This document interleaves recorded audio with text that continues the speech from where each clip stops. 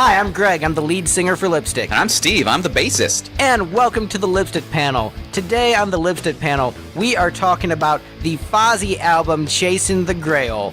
Our guest today, Mr. Robert Z. Real, the lead singer of the excellent rock band Trigger Digit, and also a wrestler. So we have another musician wrestler to judge the music of a musician wrestler. Robert, welcome to the program. Hello, aloha all. So this album is really fun for us to do because this is something that both Steve and I didn't really know. Fozzy has always been kind of on my radar. I mean, I knew that it was Chris Jericho's band, and I knew the gimmick from the first album where, like, they were a band that was huge in Japan and then came back to America and discovered that their songs had been stolen by the likes of Dio and the Scorpions, and I really liked that gimmick. And so I'd been aware of Fozzy for years, but never really dived into their stuff beyond that first album.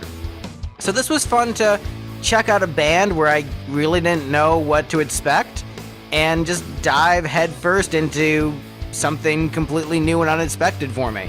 So, typically at the start of our shows, we go around the panel, discuss our history with the subject at hand, and I don't have much with it.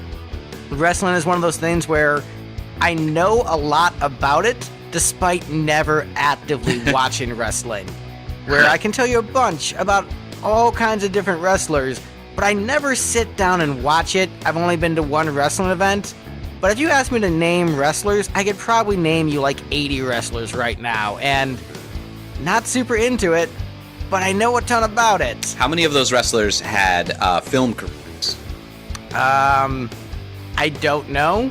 Is it like 60 of them? Did the Iron Sheik have a film career? Not that I know of. Probably not films that we want to see. I saw Suburban Commando. I know the fine quality of acting that era of wrestlers had. Hey, I saw Fernandad with John Cena recently, and it was great. It was heartwarming. Ferdinand the Bull? Yeah. Okay, I thought you said Fernandad, and was like, I have no idea where that is. Yeah. Ferdinand, my apologies. Ferdinand. So Steve, do you like pro wrestling? I used to watch a little bit of pro wrestling back in middle school. Normally, we weren't allowed to watch much television, but we had an exchange student who was super into wrestling. So if he was watching it, we were allowed to watch it with him. So I got pretty into it for a little while. This was late 90s. So thus, I have a deep-seated hatred of Chris Jericho. What? He is a bad man. Oh, because he was playing heel back then? He was heel back then. Oh, he's an amazing heel, though. Right, he was good at it. I didn't like him. In fairness with Chris Jericho, he's really good at being a face and a heel. Like, he's good at both. The man is just good at talking. That's why he does so well with podcasting, because people just like talking to Chris Jericho. He seems like a very nice guy. And so that's kind of why I picked, Chris Jericho seems like a very pleasant, nice fellow. Let me check out his music. Let me check out his band, because he seems like such a nice boy. Robert, how about you? What's your experience with music and wrestling and Chris Jericho and Fozzy? Oh, well, much like you, actually. I always knew that, he had Fozzy. He had the band, but there's a few others like Jeff Hardy. He's also got his music career along with wrestling. And I know a bunch of indie guys who also do music and wrestling together. Caleb Courageous is an indie wrestler that's here in Tennessee who also has a band called Bare Your Teeth. They're hardcore. That's not necessarily my musical cup of tea, but I respect that love of entertainment. And I haven't really had much of a chance to delve too deeply into Fozzy. And I actually heard one of my friends that I wrestle with, they use the song that's on this album, Watch Me Shine. They use that as their entrance music when they come out. They're a tag team called Legion, Brent Powers and Corey Prince. And after I heard that song, that's actually what made me really want to go back and be like, hey, wait a minute. Fozzy's actually got some really awesome stuff. Which I figured, Chris Jericho, he's awesome. He does great performance in the ring, on the mic. His band had to be good, but I listen to so much music, and I try to just find so much new music to listen to that I can't just sit down and take a whole week to listen to Fozzy anytime I want. But I've been trying to get more into their music, and so far what I've heard, I really like. I like a lot of their older stuff. There's a lot of good songs on this album. It seems a little, I don't know, to me it felt like it was very Jesus-oriented. But yeah, Steve, you like Jesus. How did you feel about this album? It took me a couple songs to catch on. Then I started playing God or My Girlfriend for a couple songs, and then afterwards I was like, well, no, this isn't even a challenge anymore. This is a super Jesus-y album. Overall, this is probably one that I would have revisited a couple times rather than my usual one listen, send Greg a ranking. But the only version I had available to me was somebody had uploaded them to YouTube, and they had uploaded a pretty bad versions of things, and just the bad compression and whatnot made it not worth listening to multiple times. I should probably get an account with Spotify or something that actually lets me pick my songs instead of Pandora, which is like, hey, you're going to listen to the song that we think you should listen to next. Right? Spotify doesn't have this album. Oh. I tried. Like some life more difficult. Amazon Music? I also had to listen to the YouTube versions of this album. All right, so we're all just sitting there, be like, all I hear is noise floor. I mean, I was fine with it. For me, the most important thing is the songs, and I think there's some good songwriting, and I think it's a good time to get into that songwriting. So I love the music. Like, just like a lot of it was very reminiscent of how Metallica will start, like, you know, the 80s Metallica, how they would start off with their original, the main melody for the song, and then they just completely change it. It starts getting more aggressive. It'll start out as a nice slow jam, and then it just starts getting heavy and aggressive and kind of thrashy, and I enjoyed that in a lot of the songs on this album. all right, well, But the subject matter is a little hard for me to latch onto sometimes because, you know, I'm not one of the Jesus children. you're not Canadian and Jesus-y like Steve. Yeah. I'm Canadian. I'm Jesus-y. I like metal. I should love this album. Yeah, I mean, this has everything that you want in an album. It has Canada, Jesus, and metal. Like, what more could you want, Steve? The trifecta, eh? All right, so coming in as the first song on our ranking. Sorry, I had to cue that one up at some point, and the transition didn't seem like it was going to go my way. So just cutting me off. All right. Yep. Yes, Steve has access to drops now, and Greg was like, Steve, you need to be more annoying. So I'm like, okay. all right, but that was, I think, the wrong time for the drop when I'm getting into the beginning of the ranking. Well, yeah. All right, you'll get there. You'll get there, buddy. All right, coming in as the least best song on the album, the opening cut, Under Blackened Skies. Voted by this panel as the least best song, because we don't say the worst song, because this is a positive podcast. The least best song on Chasing the Grail is Under Blackened Skies. Steve, you and I both ranked it pretty low. Do you want to go first? Sure, I can do that. So my general take on this was a pretty decent, middling modern metal song. It didn't do anything particularly new. It didn't do anything particularly badly. I probably docked it a few points because just I really can't do the incessant pinch harmonics thing. I find that a super obnoxious trend, and I blame Zakk Wylde and think he's a bad person. I did enjoy the lyrics of this song. They were really emo. Yeah, they were pretty great. I mean, I feel anyone who knows me knows my opinion on Zakk Wylde and overuse of pinch harmonics. But for those who don't, it sucks, and he needs to calm down. Doesn't need to be a pinch harmonic every other note. We had a guitarist who his favorite guitar player was Zakk Wylde, and it was every other note pinch harmonic. And like, dude, like that doesn't work with this acoustic song. You need to chill out. I'm not super into modern metal. It's just not my cup of tea. However, I recognize that this song is well done, and there's nothing particularly bad about it. So I enjoyed it. I think it's a well done tune. How about you, Robert? Well, yeah, it was definitely wasn't my least favorite of the album overall, and I felt it was a good way to get me anyways, kind of hooked into wanting to listen to the rest of the album, just to kind of see what they had. It was a decent way to start off their album. can't knock one out of the park every time. Can't knock it out of the park every time, but you probably like should. the music, the lyrics to it, maybe not so much, but the music to me was definitely better than the lyrics. Yeah, this one, it's interesting that the first song on the album, ended up last place on this rank, and that's usually not the case for albums that we go through, and in general, you'd think the opening cut is one of the stronger songs, but in this case, it wasn't. It's, once again, not a bad song, but there's just so much better material on the album. Oh, yes, definitely. All right, next up on the list, we have Revival. Again, pinch harmonics. Yeah. Didn't care for it. But I did like the arrangement of this one a little bit better than Under Blackened Skies. Had some good changes when it wasn't on that riffy pinch harmonic-y part. Yeah, this was the one with all the synthesizer, right? I don't recall for sure.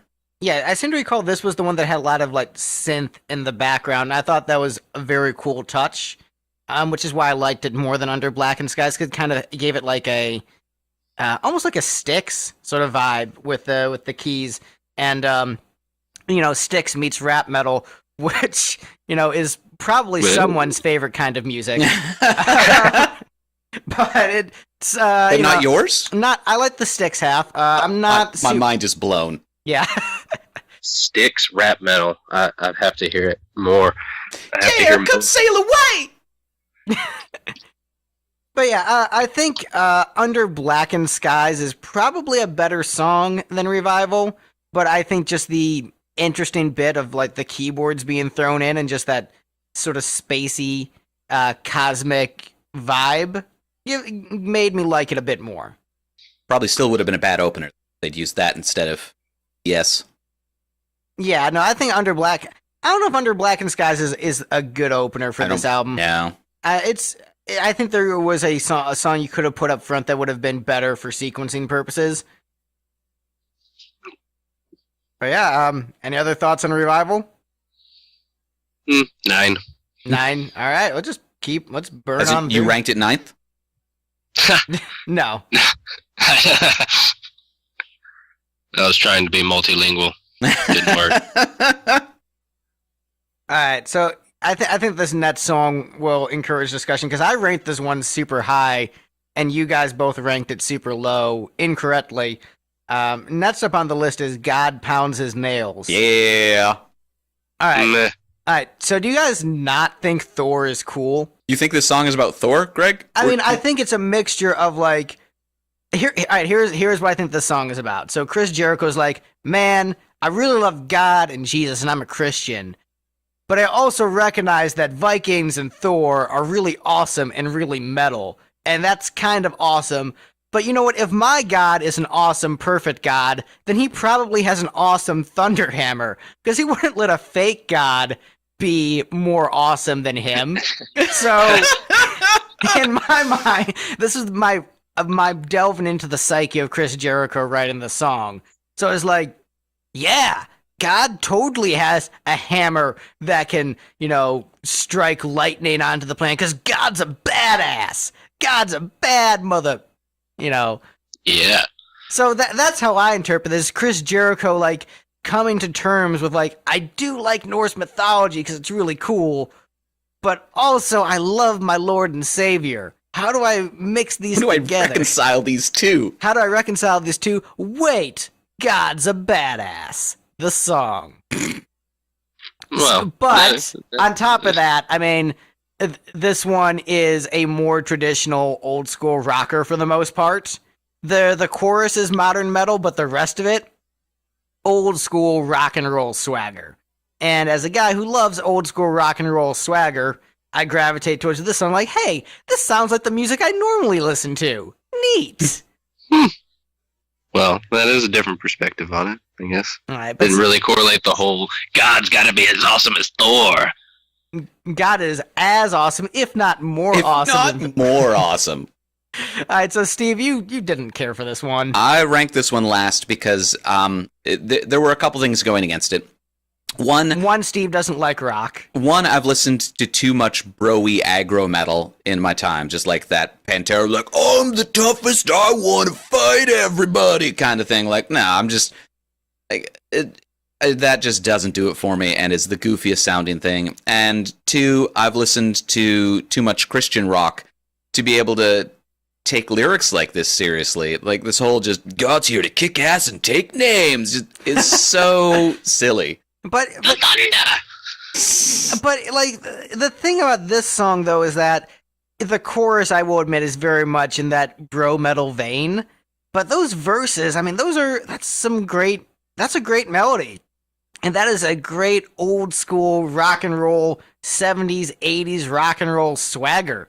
Like, that could be an Aerosmith, AC/DC, Thin Lizzy, Kiss melody. And I'm like, yes, this is awesome. And it's about Thor, sort of. Thor Jesus. Jesus Thor. Look, if I wanted roided out gym bros to be shouting aggressive things at me, I would have stayed in middle school. But the thing is, like, Chris Jericho is like a really nice gym bro. He's the gym bro who would play D&D with you. Hey, you there! You need a spotter? Yeah, but no, he would be nice about it. Here's what it would be. All right, so Steve, you're in high school, right? You're being bullied because you're awkward and nerdy and frail and weak. Yes. Then this was literally 2 days ago. I was in high school and being bullied for being awkward and frail. But then I'm just trying to teach you guys math. But then Chris Jericho comes like, hey, leave that kid alone. And Chris Jericho defends you and is like, hey man, do you want to go play D&D after school? And then after we play D&D, we can hit the gym and get ripped while listening to Rush. That's the kind of guy Chris Jericho is. All the kids are like, who's this 50-year-old man who roided up and just showed up and started suplexing children? Nah, but that's... I would love that. Yeah, see, Chris Jericho would... It's the pitch for my new reality show. Chris Jericho suplexes children. Yeah. But so that's how I interpret it. This is a badass old school rock song with kind of a modern bro metal chorus, but man, it's cool. I like Thor, I like Jesus, I like Chris Jericho. There's a lot of things to like in the song. But you guys just hate Canada. Yep. Robert, what's your take on it? Where did you rank this one? Canadian Thor.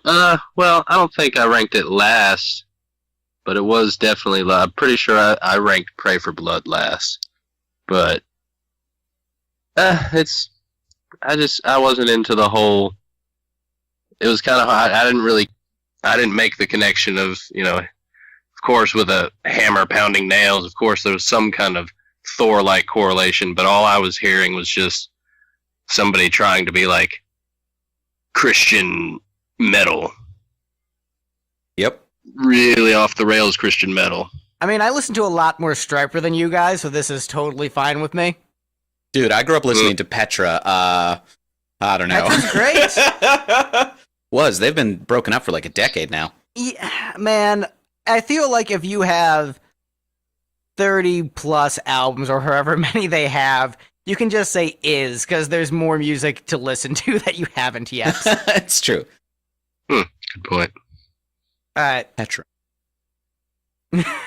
So next up on the list, this is the song that I voted as the last place song on the album, Let the Madness Begin. Alright, so Steve, I feel like you and I had we had opposite takes on this song. For me, I mean, I don't think there's a bad song on this album, but this was the least interesting for me. Where it's like, all right, this is just a solid, modern rock metal song. I'm not super into the genre, and there wasn't anything distinct enough or quirky enough to make it stand out. So yeah, it's a solid song for the genre. The genre is not my cup of tea, and there's other more interesting songs on the album, so that's why I ranked it lower. Steve, tell me why I'm wrong. The only bad thing I had to say about this is that I think they could have eased back on the effects on the vocals, but even that, it was hard to tell how much of that was intentional, how much of that was YouTube.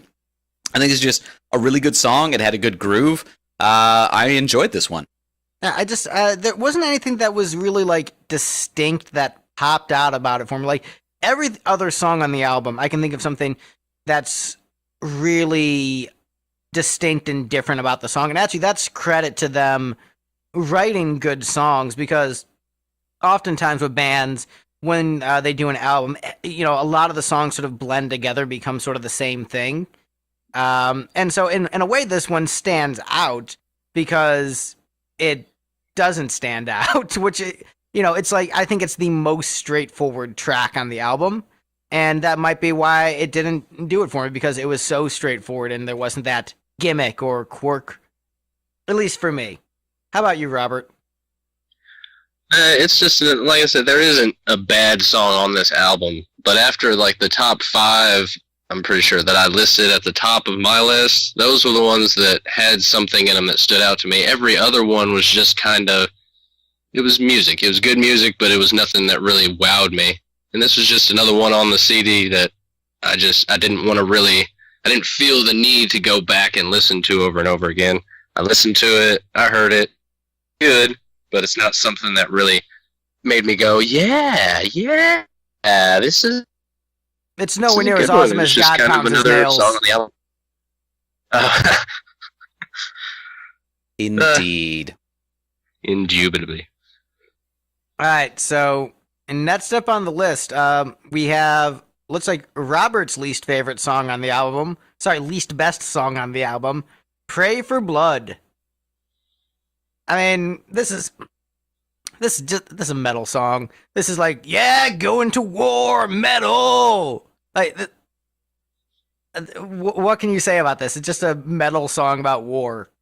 It was them wanting to do Raining Blood, but Slayer's already done Raining Blood. I'll say this is Pray for Blood Rain. This is better than Raining Blood. I will say that right now. Raining Blood is not a good song. I do agree. It is better than Raining Blood, just because I'm not a huge Slayer fan. Right. Anyways. I mean, it's not necessarily because this song is so great. I mean, it's not a bad song. It's just the bar is set really low with Raining Blood. Like, that is just it's just bad. Like, there's a certain point where, like, Slayer with that song, they're just going so fast where there's just no sense of melody. And I'm like, I get it. We're so aggressive. Isn't this cool, guys? Like, you just sound sloppy. You sound sloppy. You don't have melody. The hooks aren't there. I know you're not trying to write hooky music, but guess what? Hooks are what people remember. That song sucks. This song is better. Chris Jericho, you are better than Slayer. I will agree with that. Raining Blood is the Flight of the Bumblebee of the 20th century. Flight of the Bumblebee is good. What are you talking about? Flight of the Bumblebee is explicitly written not to be good. It's an exercise in how fast can you play the notes. That was the intention of the song composition.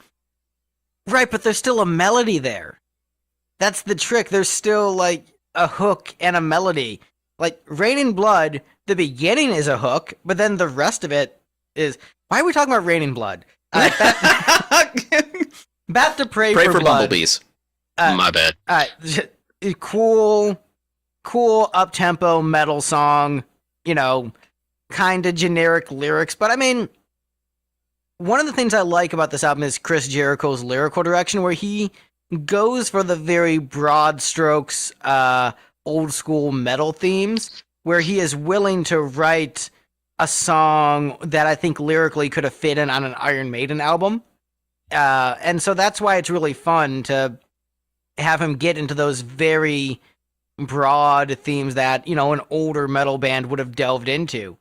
And Pray for Blood fits into that category. It's, musically, there's stuff I like a lot better than it on the album, but I think it's a very solid tune. I put this one in my number 2 spot. This was the one that stuck out to me the most vocally, as well done, that he's really starting to hit some actual high notes, which as a metal vocalist is the correct thing to be doing. Yeah, I think Chris he's a solid vocalist. Like, it's not just like, I'm a celebrity, check out my band that isn't very good. It's like, hey, I'm a guy who loves metal music, started a band because I happen to have celebrity status. It helped me get additional promo.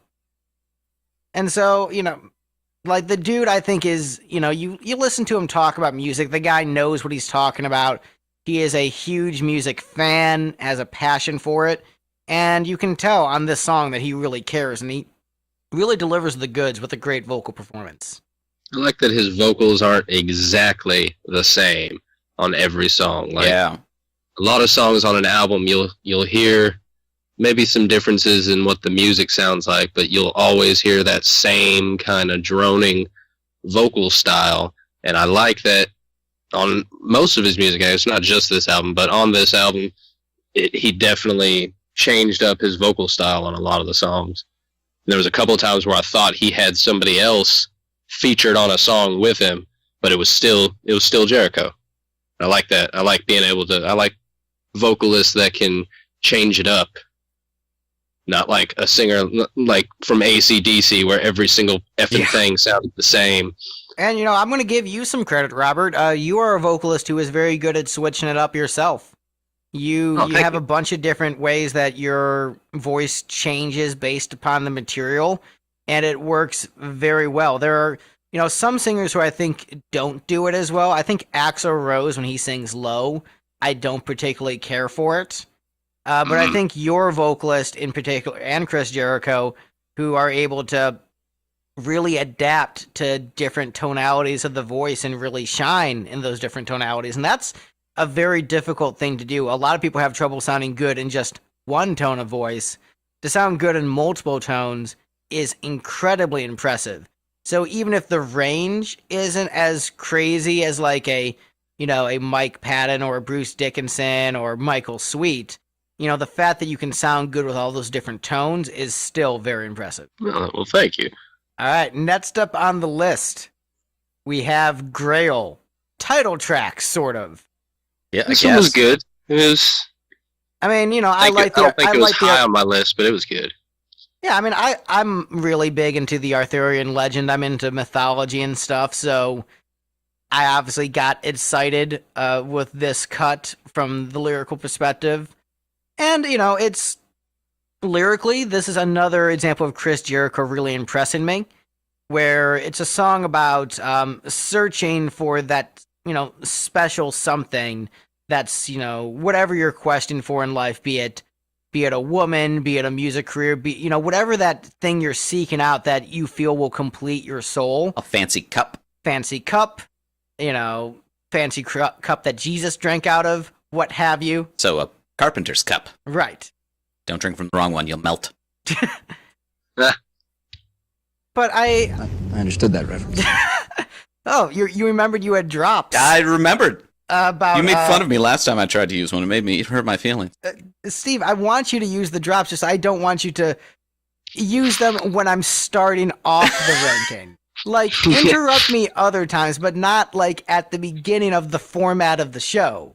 Oh, so you need to do an intro first. We should discuss a whole bunch of logistics of how we run our show on mic. I think that makes for really compelling content. You know, there are so many podcasts that do that. They just discuss, like, this thing we're doing isn't really working. Call in right now. Tell us to change our format. Yeah. But yeah, I would say with the drops, what you'd want to do is just, like, you know, use them liberally, but when we're like getting into the very beginning of the momentum of starting the ranking. So you're saying that when you're giving an intro, you need to shut the fuck up when grown folks is talking. You know what? Yes, that's fine. That was a good use of the drops. I need to work on my timing so that I can like lead into what's going to complete my sentence better. There's not awkward pauses like, yeah, well, what do you think about rock and roll? You know?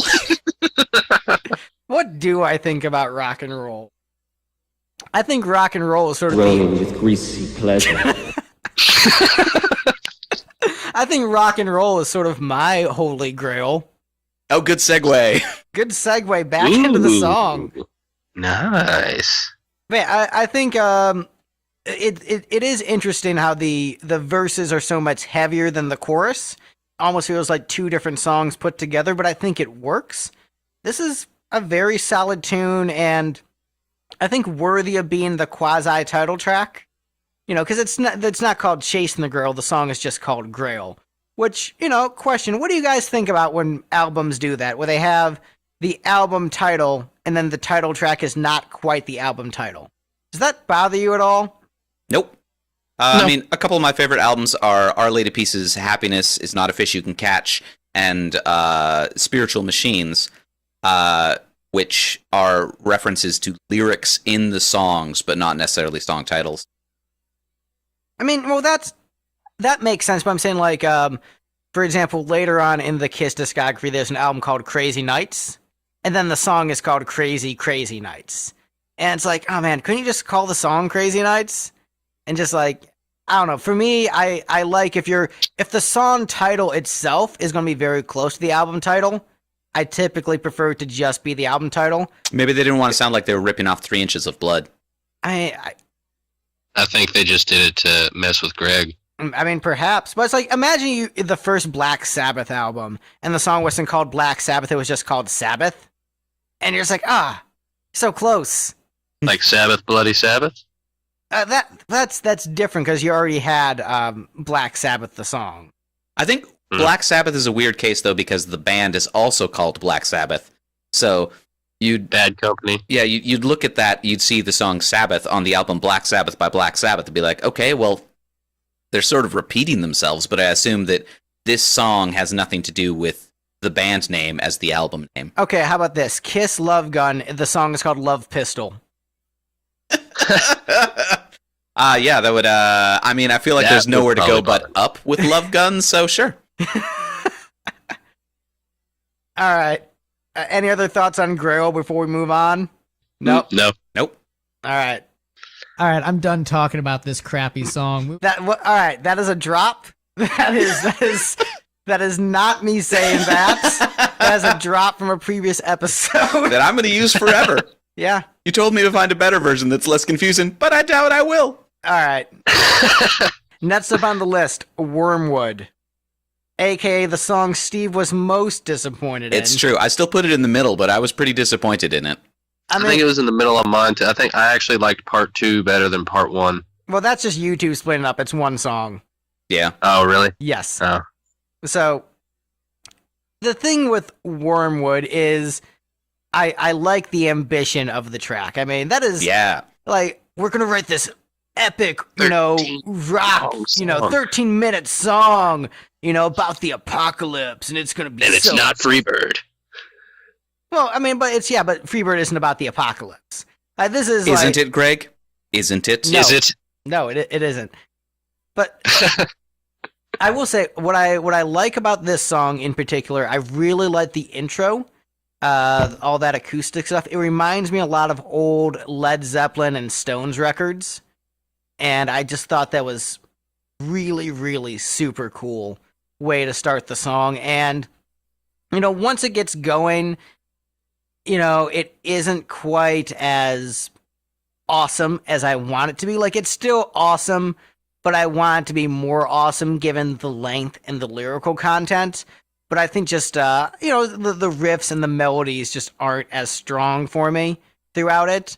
It's still a good tune. I want a little bit more. For like a 13-minute rock epic closing out the album called Wormwood, like, I'm expecting, something Stairway to Heaven level. And, I got something that was pretty good, but wasn't there. Like, I wanted a rock epic that was among the best of all time. And I got a really solid one, but it's not in the same category as, the epic Iron Maiden songs and things like that. But a very solid attempt.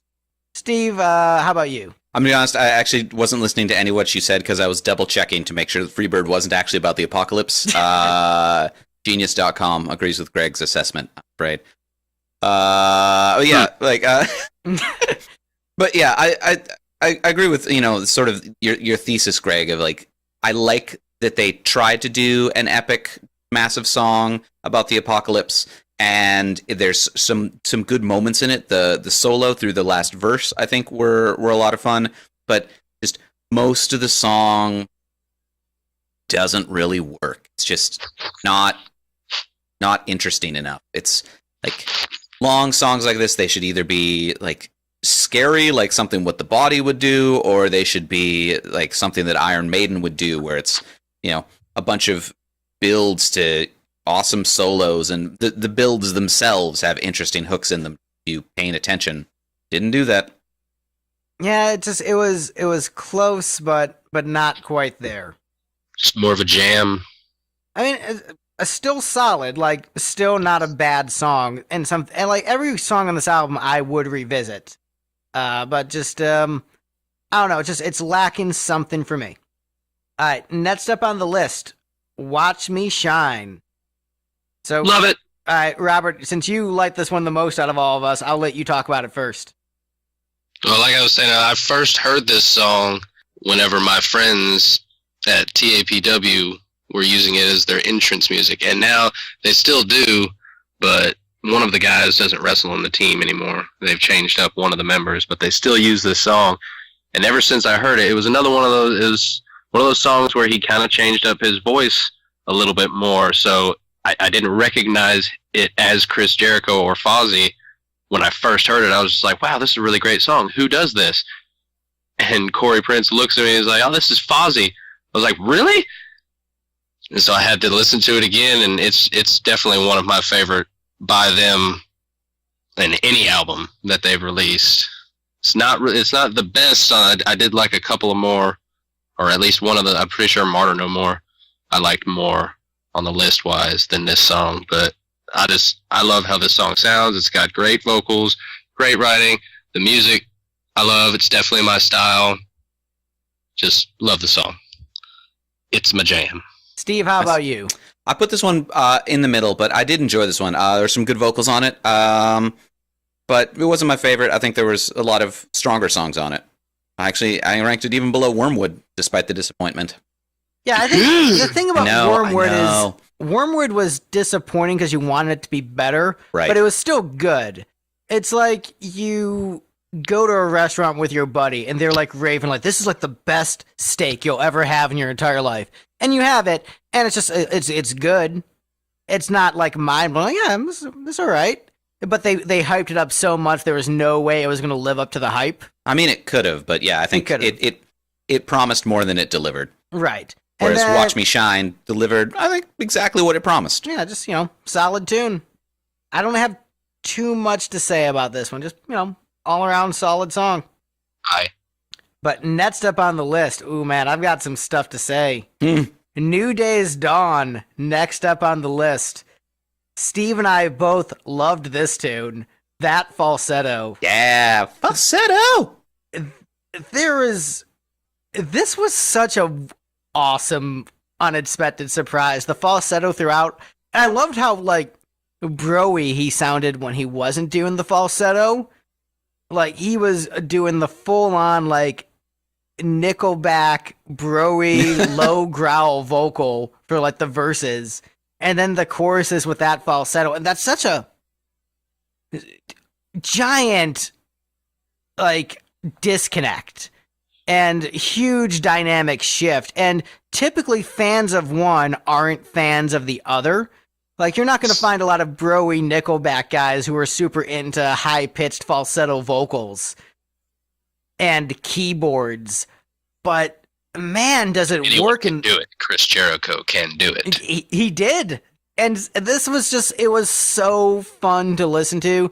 This is one of the standout cuts on the album where it's just so fun to go back and listen to it.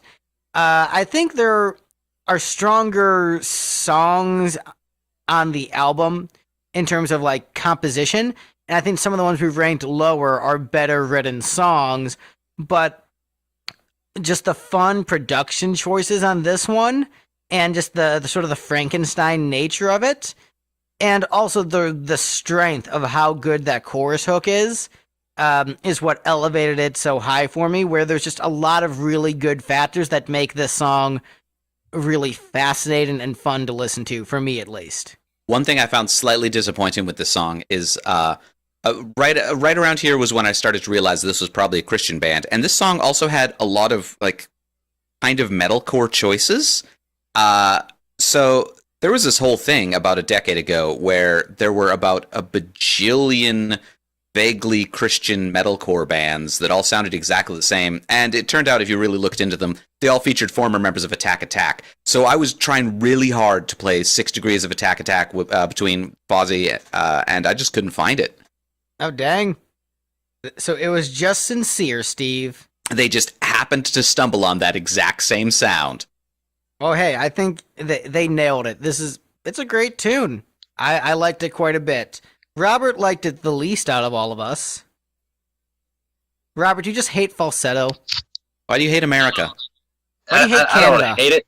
It might it might have been a little bit of my jealousy coming out because falsetto is really one of those vocal tones that I just can't achieve that well. So you were just like, man, jealous fuck Chris now. Jericho and his falsetto. Thinks he's so good just because he can sound good with It's honestly falsetto. really hard. I'm making the list the whole time. I felt bad, so it's like I hate having to say that. Oh, this song's lower on the list, so it means I hate it. It was honestly really hard. Once I got past like picking my absolute favorites, then I felt like a dick having to say, well, this one sucks because it's not at the top. No, So, yeah, you all suck. that is the torture of this show, where if you really like an album, it's really hard to rank them. Where it's like everything is so close, you're like, shit, I don't want to put this song at the bottom. This is a great song. But, you know, This one's a little better. this one, and I think that's also why the format is good, because you can wash your hands clean of the responsibility. Like, well, hey, the other assholes voted that way, so I can't help what ended up in last place. You know, it's not my fault. Even though I did vote that as the last place song, it's not my fault. We've yet to have we had any ties for last place yet? Where, like, everybody voted for the same thing? Not yet. I am very interested to see once we get to the One Kiss album, where I think there is the worst song in the catalog. Oh, the one that you expect me to rank pretty well? Yes. Like, you might be the one person who doesn't rank that as the last place song. Well, there's been a couple times that's happened already. Right, but this is... Love Theme from Kiss was fine. I mean, no, it is fine. I can rationalize, but when we get to that song, Steve, and I'm not telling you what it is or what album it's off of, I'm going to wait for it to happen naturally and for you to piss me off with that. But it is one of the worst pieces of... I don't even consider it to be music. Just one of the worst sound recordings ever done by humans. First jingles, I like it. Yeah, so but I am predicting that you will not rank it as last place simply because it's up tempo. Like, yeah, good tempo. And that's going to be the only reason you're going to not rank it there. I mean, if there's a slow, boring song on the album, probably. I hate you so much. I hate you too, Greg. Aww. Aw. Do-do-do. Writing that down. I'm like, All right. So, next up on the list, Haraska Veda Katriaphobia, a.k.a. Friday the 13th. Yeah, I wasn't even going to attempt to try to say that. You know, I went for it. good effort, Greg. Yeah, it's... You did it. I don't know if I did. It's kind of small on my phone looking at the rankings. I might have missed some letters. But, you know, close enough for rock and roll. So, Yeah. this is, I think... Paraskavadecatriophobia. Skava. I guess Friday? Yeah. Oh, Fear... Paraskava. So next to Saturday, Decatria, 10 and 3, Phobia, fear of. Yeah, Fear of Friday the 13th. Paraskave, maybe. I don't know the When Skave. has anything bad ever happened on Friday the 13th? You know what's happening on Friday the 13th this year? My self-indulgent Oh, birthday okay. show when the Regdar and the Fighters album comes out. Tell us about... July 13th, 2018, Cafe Coco. You should go to that show.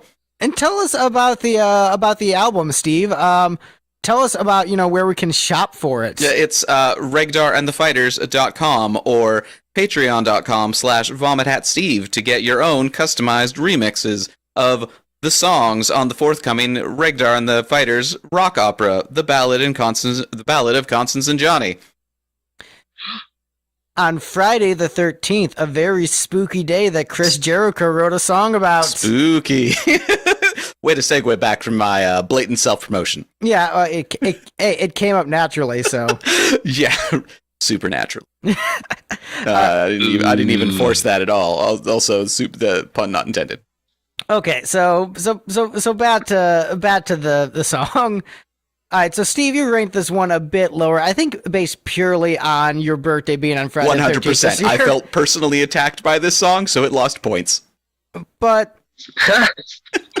this thing is, when we were talking about Wormwood earlier, and about how the song felt like it was trying to be trying to be an Iron Maiden song but didn't really succeed. This is a song trying to be an Iron Maiden song and succeeding. Like at least for me, that's what I got out of this one. I think this was just a very cool metal song, and like an example of Chris Jericho writing about those old school metal themes. Like this is a song I think Iron Maiden could have written, and I thought it was awesome that he did it. And this is one of the standout cuts on the album. I suppose he had to call it this because fear of the Friday the 13th would have been too on the nose. Yeah, and he could have just called it Friday the 13th, and that would have been cool. But I think it was fun to do the big long word. I think this was something you could tell Chris Jericho had a lot of fun doing. Yeah, and that's pretty awesome. Now I'm just trying to figure out how to scan that into the lyrics of Fear of the Dark. Periscopic I have a constant fear that something's always gonna. Meh? Yeah. Oh, you have the drop now. I did. I got that one. You could have used it all the other times we had the awkward silence. That was the longest awkward silence yet. Can't use it too I often. think with the name of the song, he did the whole long Latin-sounding name to just try to make sure people didn't automatically think, oh, this song's about Jason Voorhees. Oh, yeah, that's true. Oh, man. Because I know plenty of people that would see that song title, completely ignore what the rest of the album is like, and be like, dude, did you know that Jericho wrote a song about Jason? Yeah, it's probably pretty true. I mean, I would listen to a song about Jericho meeting Jason, honestly. Oh, I would definitely. I kind of want to hear one of those like 90s, 2000s Cartoon Network bands write a song about Jericho meeting Jason. Sounds perfect right now. But yeah, You know what? Like Has to happen now. Josie and the Pussycats or something like that. but yeah, like I said, this is a cool song, even if Steve feels personally attacked by it. I think it's fantastic. If he wrote a song called Fear of Glam Rock Guys with Rainbow Jackets, I might feel personally attacked by it too. But as it stands, I was not personally attacked by this song. I just thought it was a cool metal song, so I'm all about it. It's plain because metal and those old school bands, they're all about playing into superstitions like ooh, witches and the devil. Like this fits into that, and that's super cool. That's super fun. The best summary of metal I've ever heard. Ooh, witches and the devil. Yeah! All right. So next up on the list, the number 2 song on the album, Broken Soul. So with a lot of music that isn't really my genre, it takes a lot of effort for me to get out of my normal headspace to listen to stuff that's outside my box. It was a lot harder doing it when I was younger, but as I've gotten older, I'm pretty good at, accepting music for what it is and, diving into whatever I'm listening to. So I'm not super into modern metal, and I have to put myself in a different state of mind when listening to it to fully enjoy it. But this... Marijuana. No. Really? Okay. Could have had me fooled. Straight edge, Steve. I'm straight edge. Remember that. Oh. I got to keep my street cred. Otherwise, people are going to, accuse me of not being allowed to listen to Minor Threat anymore. It's true. As soon as your lips touch alcohol, you are no longer allowed to listen to Minor Threat. Yeah, them's the rules. Damn it! That's why it never shows up when I search for it. Yep. They're like, he drinks. But this is a song where I could listen to it without needing to put myself in that I'm listening to modern metal headspace. I can just listen to this as a great song, whatever the genre, and just get fully into it. And that is what really impresses me about this tune. It's just a great rock ballad. It's a power ballad. It's a modern power ballad done very well, and I like it quite a bit. Good lyrics, good melody, well produced, well performed. No complaints. I completely agree. I was re-listening to it more last night, of course. It wasn't a very good night. That song kind of gave me a little boost. It's like, oh, I'm not the only sappy, sad person in the world. Thank goodness. I mean, the power of music, man. We're just, you can be in a bad mood, and depending on the song you're listening to, it can help lift you out of that bad mood, or make you even more pissed off and incite a riot at Woodstock 99. It all depends. All depends on the tune, man. Steve, what did you think of this one? You hate ballads. You don't have a soul or a heart. It's true.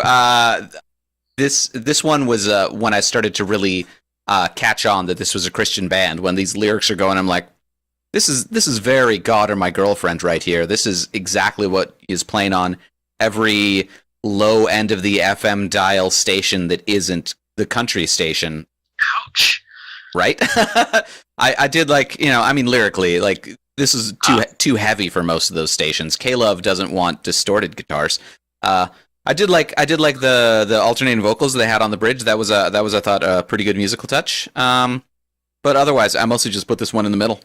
Yeah, this one had good dynamics, like the piano bits, all very cool. I liked the, anytime guitars remind me of Thin Lizzy, it's always going to be a good thing. And some of the guitar, not necessarily I don't think they're necessarily harmonies on this track, but just the way the phrasing of the leads reminded me of Lizzy. So that's, a big plus for me. Anytime a band reminds me of Lizzy, it's usually a good thing. Unless it's like the only thing that reminds me of Lizzy, like, why is his bass so high? But yeah, so we're at the number one song on the album, so let's go through the list before we get there. Coming in as the least best song on the album, Under Blackened Skies, followed by Revival. Then God Pounds His Nails, ranked way too low. Followed by Let the Madness Begin. Then Pray for Blood. Followed by Grail. Followed by Wormwood. Followed by Watch Me Shine. New Day's Dawn. Friday the 13th. Broken Soul. But the best song on Fozzy's Chasing the Grail, Martyr No More. Yes. Also, nice drop there. I didn't know you had one. Yeah, I added that this week. Yeah. Good surprise there, buddy. But hey, I just rolled with it. Drum rolled with it. Hey-o! Hey-o! Now see- What? Yes. Is that from the new drum software we got? No. I literally went on YouTube and typed in rim shot. Oh, that was a gamble. Yeah, it's true. I flipped through till I found something that was, pretty clearly just some jerk had uploaded their own kind of thing. So, Martyr No More. This is just a very cool song. It has, it's definitely a modern metal song, but it has a lot of rock and roll swagger. A lot of that old school rock swagger that I'm just all about. This is easily the standout cut from the album. It's the one that gets stuck in my head the most. Where just be walking around doing some stuff, the song pops in your head. Someone mentions Chris Jericho to you. Boom, the song is in my head. Just I was hanging out with Tiffany yesterday, the mall pop singer who did that cover of I Think We're Alone Now. She wrote Martyr No More? No, she didn't. But what I'm saying is, even not talking to her about her music and not discussing anything about that, just hanging out later in the day doing things, the song got stuck in my head. And it just a song that was so strong and so catchy where just even someone mentioning or associating that person with you, boom, that song is in your head. And so mentioning, Fozzy or Chris Jericho, this is the song that immediately jumps into my head. It is in a good power position on the album, track 2, and then you have your really strong, catchy single. So, hey, that's a, old school rock tradition. Put your big single as track number 2. I don't know if this was the big single on the album, but it really feels like it. I think it was, It should be. It should be. This was one of the singles. It was one of the singles. I don't know if it was the big single, but cool lyrics, cool groove, and it's such a good song where it can it gets me out of the preconceived biases I have about modern metal and can just jam to it. And that is so thoroughly impressive. I was very impressed by this entire album, but this track in particular let me know that I was in store for a great album. And so it was really awesome to listen to, and yeah, I love this song. So Steve, how about you? Musically, melody, every part of it. As soon as I heard this one, because I heard, the intro track, Under Blackened Skies, and was like, yeah, this is good. This is good. I'll give the rest of the album a chance. And then it got to Martyr No More, and I was like, well, I have to.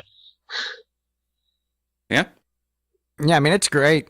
Yeah, I thought this one started, and I was like, this one probably should have been the opening song, because this does a much better job of drawing you in and catching your interest. Had a better groove, and just overall a better song, and yeah. Oh, I think it's a nice reward for the people that actually... You toughed out one bad song. Listen to some other ones. Well, I mean, but that is such a rock tradition to not put your big single as track one. And you look at Alice Cooper on "Love It to Death." The first track is I'm blanking on the title of it now. "Caught in a Dream," which it's a cool song, but then it's followed by "I'm 18." And so, you're not you would think, put "I'm 18" first. That's your strongest cut on the album. Get people sucked in right away. But something about that track 2 position for great albums, it's been done many times, and it's... Trapped made the mistake of not putting their big song second or third in their album. It's what you got to do, man. It's got to be right.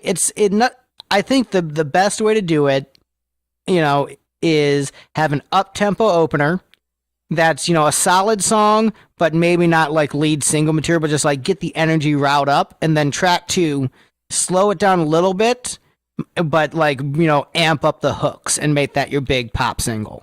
That is my, hashtag not all albums.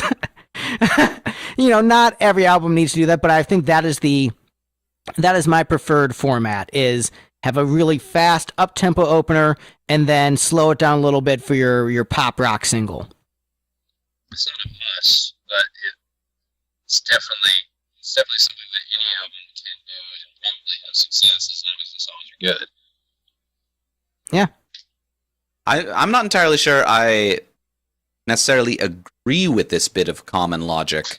Like, I don't know, you have 7 seconds to get people's attention, so I guess the trick is in what context are people listening to track 1 on your album? Are they listening because they knew the single and were like, well, let's give the rest of the album a chance? So you have track 1 to show them a general idea of what they're in for the rest of the album? Or are they people who are like, this CD got put on somewhere, and so they're just hearing it for the first time, and it starts with track 1. You got to get them in that 7 seconds. Well, the way I look at it is, you bought a CD probably because you liked the single, but track 1 I think is the get you hyped song, and is getting you hyped to listen to the single next. So it's trying to get you excited about the album as a cohesive whole and not just the single. And so with that, I mean, Steve, you like up-tempo songs. It's true. So something fast and energetic is going to grab you right away. Like, oh, shit, this is getting me pumped. All right, I'm ready to listen to the rest of the CD. I mean, usually the single is also fast and energetic. Not always. Usually the intro song is more up-tempo than the song that follows it. Yep. And so that if you're doing the traditional fast opener, pop single. Of course, here's the real question: is how much of that is due to actual intentional sequencing and thought and marketing and playing music for people to see what works, and how much of that is just due to the way records work, and you have to have your songs get slower and quieter as you get closer to the center of the disc?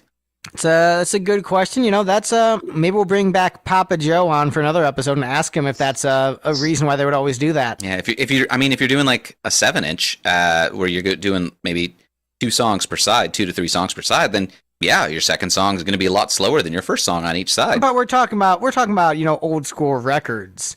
And so that's going to have, what, like 4 songs per side? How much did one influence the other? And, good question. We don't know. We didn't do the research. We don't know. That medium was passé before any of us were born. Well, that is our show, our ranking of Fozzy's Chasing the Grail. Were you guys surprised with the results? Were you happy with them, about what you expected? This one was swingy. I was pretty surprised by a lot of it. I wasn't super surprised because my top 3 ended up being the top 3. I've usually got a pretty good pulse on, like, I think the average man, the population. Somebody fixed the votes again. I didn't look at the math, dude. I didn't. You can just look at the math. I didn't fix the votes. I think just I have a good pulse of, like, what the zeitgeist thinks about the album. Perhaps I'm just tuned in with the zeitgeist more than you. Like, I didn't look at the math, Steve. Not so much a zeitgeist as one guy. What? The 2 of you outvoted me, you jerks. But hey, your math was still involved. And hey, look, God pounds his nails. I know I wasn't in tune with the zeitgeist on that one. Yeah, you weren't. I just thought that was a badass rock tune because I like Thor Jesus more than you guys. You were like, I'm going to vote this one high and just be mad at everybody else for being wrong. I mean, I'm not mad at you guys for being wrong. Just disappointed? Look, you guys just... I kind of want to just see a portrait of Thor Jesus now. Because I feel like Thor Jesus would have annihilated that cross and history would be very different. There is that one picture I've seen floating around of just like ripped Jesus on the cross, snapping it in half with his arms. That's badass. I'm gonna stop this conversation now. As much as I would like to talk about that, I feel that might potentially lead down some problematic roads. A little blasphemous. A little blasphemous. So I'm just gonna thank our esteemed guest Robert Z. Real for joining us today. Robert, where can we find you and your music? You can find me and my music on Facebook, Bandcamp, SoundCloud, the YouTube. We've got a couple singers that should be Trigger Digit Official on YouTube.com. That's where you can find most of our stuff. Bandcamp as well. Pretty sure it's just Trigger Digit. You're not official there. Right. No, we're not official there. The unofficial Trigger Digit The on unofficial Bandcamp. Trigger Digit on Bandcamp. And we are Lipstick. You can find us at lipstickgeneration.com. Find podcasts, music, all kinds of cool stuff. Steve, give me a good drop to go out on. Something significant. Oh no, I tapped out of the... Look, it's rock and roll. All right, good enough. Have a good one, folks. Good night. Boy. There's a chair across